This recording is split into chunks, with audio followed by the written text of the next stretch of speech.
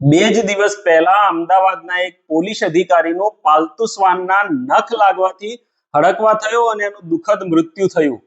શું તમને ખબર છે કે દર વર્ષે લાખો સંખ્યામાં બાળકો ડોગ બાઇટનો ભોગ બને છે અને યોગ્ય સારવાર ન મળવાના લીધે જીવલેણ રેબીઝ એટલે કે હડકવા થઈ શકે છે. તમારા બાળકને કૂતરું કરડે તો શું કરવું એ એટલું જ મહત્વનું છે જેટલું કૂતરાના કરડવાથી એને બચાવવું.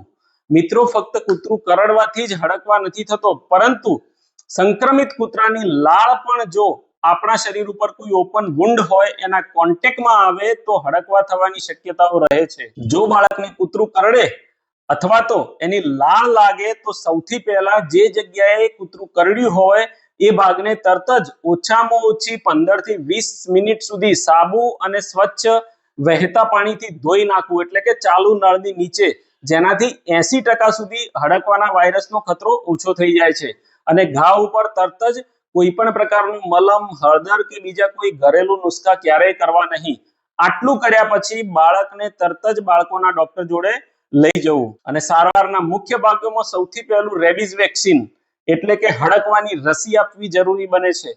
ઘા કેટલો ગંભીર છે તેના આધારે બાળકોને વેક્સિનના કેટલા ડોઝ આપવા એ નક્કી થાય છે. બીજું છે રેબીઝ ઇમ્યુનોગ્લોબ્યુલિન. જો ઘા ઊંડો હોય અથવા તો એ ચહેરા ઉપર હોય કે હાથ ઉપર હોય તો જ્યાં કૂતરું કરડ્યું હોય એ ભાગમાં ઇન્જેક્શનથી રેબીઝના ઇમ્યુનોગ્લોબ્યુલિન આપવા જરૂરી બને છે. અને ત્રીજું, જો બાળકને ટીટેનસ એટલે કે ધનુરનું ઇન્જેક્શન કે રસીકરણ બાકી રહી ગયું હોય અથવા તો અધૂરું હોય તો એ પણ આપવું જરૂરી બને છે. સામાન્ય રીતે હડકવા થયેલું કૂતરું એકદમ સરળતાથી ઓળખી શકાય છે, પરંતુ ઘણી વખતે શેરીના પાલતુ કૂતરાઓ પણ બાળકને કરડી શકે છે. મિત્રો, એક વખત જો કૂતરાને હડકવા થયો હોય તો એ 10 દિવસથી વધારે ક્યારેય જીવતું નથી.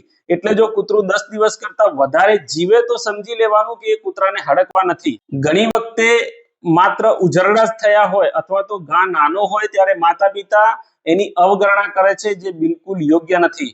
પરંતુ મિત્રો, યાદ રાખો, એકવાર જો હડકવા થયો તો દુનિયામાં એની કોઈ જ દવા નથી. હડકવા થાય એનું મૃત્યુ નિશ્ચિત છે. મેડિકલની ભાષામાં એવું કહેવાય છે કે જો કોઈને હડકવા થાય તો એને કોઈ બચાવી નહીં શકે, અને જો એ બચી જાય તો તમારું હડકવાનું નિદાન ખોટું છે. એટલે હડકવાથી બચવાનો એક જ રસ્તો છે અને એ છે એટલે એનું પ્રિવેન્શન. ડોગ બાઇટ પછીની ઝડપી અને યોગ્ય કાર્યવાહી તમારા બાળકનું જીવન બચાવી શકે છે. રેબીઝ સામે ક્યારેય જોખમ લેવું નહીં. જો આ માહિતી તમને યોગ્ય લાગી હોય તો બીજા માતા પિતાઓને શેર કરો અને અમારી ચેનલને સબસ્ક્રાઇબ અને ફોલો કરવાનું ભૂલતા નહીં. આભાર.